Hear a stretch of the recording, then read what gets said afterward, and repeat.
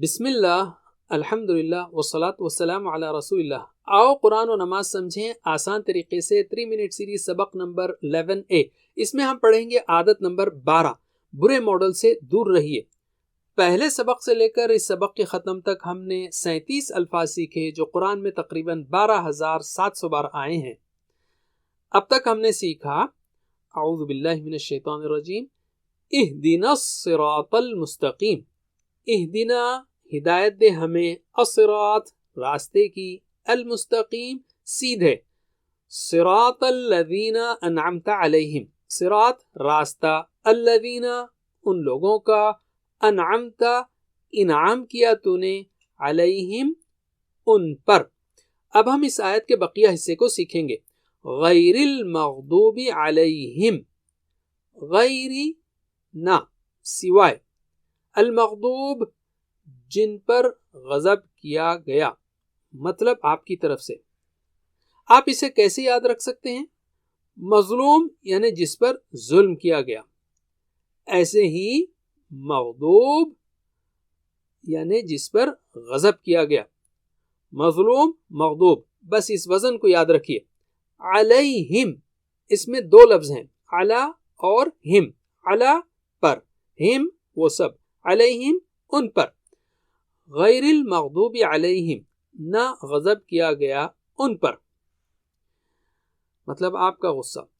اس آیت کا آخری حصہ ہے ولا الضالین، و اور لا نہ، ولا اور نہ، ولا اور نہ، الضالین جو گمراہ ہوئے، جو بھٹک گئے۔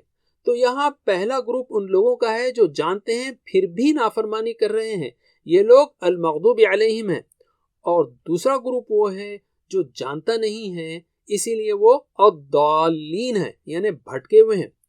ایسا نہ ہو کہ ہم اس بھٹکے ہوئے گروپ میں سے ہوں اللہ کی کتاب رکھنے کے باوجود، کیوں کہ نہ پڑھتے ہیں اور نہ سمجھتے ہیں۔ استغفر اللہ۔ اللہ نصیحت کر رہا ہے کہ ہمیں برے رول ماڈل سے دور رہنا ہے۔ برے ماڈلز کون ہیں؟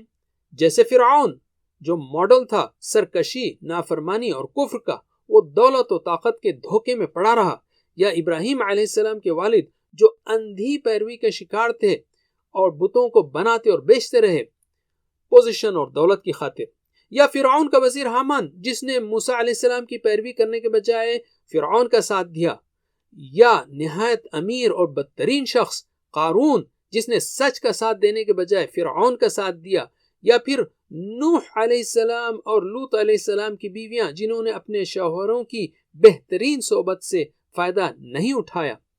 اور آج کے دور میں وہ لوگ جو قرآن و حدیث پڑھنے کی زحمت تک نہیں کرتے اور اپنے اطراف میں جو کچھ نظر آ رہا ہے اس کی اندھی پیروی کرنے لگتے ہیں اور بالآخر گمراہ ہو جاتے ہیں۔